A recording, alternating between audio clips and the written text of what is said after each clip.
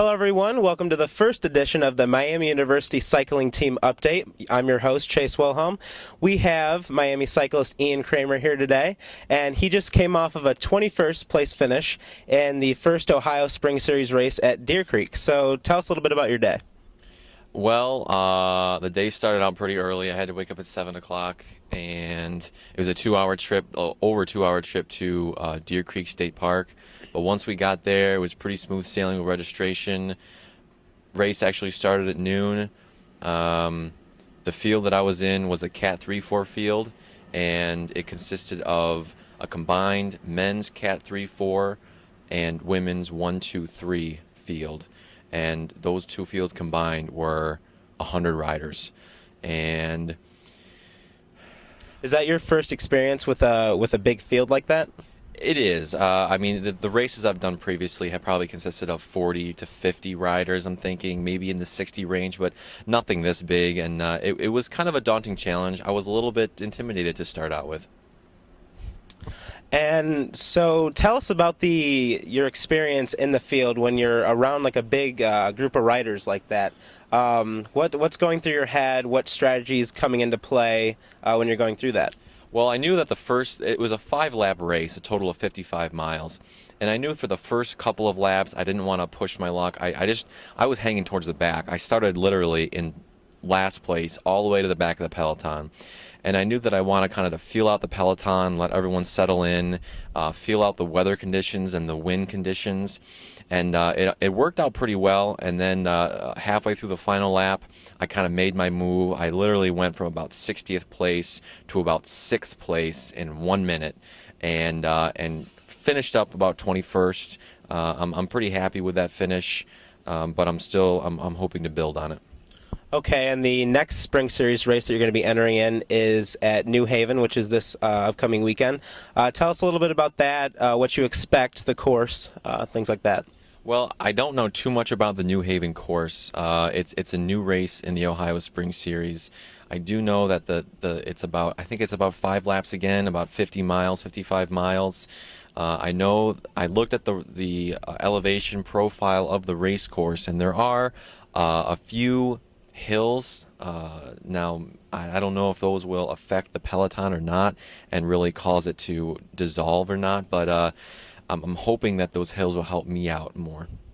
So it sounds like you want to see the peloton kind of thin out, and that's kind of your forte when that happens. Yeah, I do. I mean, when the peloton is just on flat roads, we're sort of, it's a congealed mass, and it's super hard to get through. But when you offer like adverse weather conditions like rain or lots and lots of wind or hills, the peloton gets stretched out and it gets separated by, say, the people who can climb the hills and the people who can't.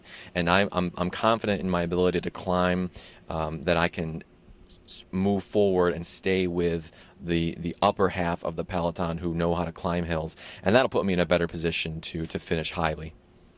Now, last season you won a whole bunch of races in the Ohio Spring Series, but you were in the Cat 5, Cat 4 area. Now you stepped up to Cat 3, Cat 3-4. Tell us about the challenges you're going to see with that this season and what you expect out of yourself. Well, from the first race, I already realized that these are much better riders, and one of the things I wanted to concentrate on this year was being a smarter racer.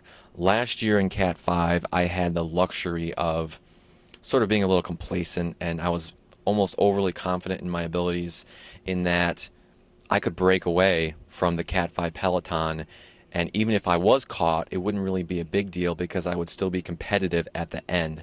With a Cat 3-4 peloton, I got to be much smarter, and there's no breaking away because everyone's at about the same level as I am right now in terms of physical fitness.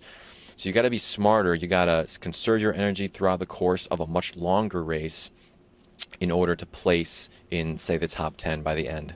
So because you guys are at the same physical level, there's more strategy that comes into play. Correct, absolutely. I mean, once you reach about Cat 3, the differences between physical fitness are a lot less than, say, if you were in Cat 5. So you have to resort to other tactics in order to win a race. And one of those is race strategy, knowing when to move up, knowing when to go with the breakaway, knowing when to sort of hold off on the gas and just wait your turn in order to place high.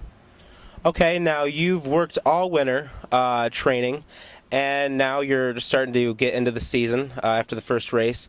Tell viewers what your training is like now in between weeks where there isn't any races. What do you do? Well, typically, I mean, basically between now and late May, I have a race every weekend. So my weeks typically consist of rest day, the day after a race, rest and recover, usually a light spin recovery day, which is actually today. And then I usually have 2 hard workouts during the week, which are, for me, are going to be Wednesday and Thursday, followed by a easy recovery day on Friday, and then the New Haven races this Saturday. So it sounds like you have a pretty good plan in place to be successful this season.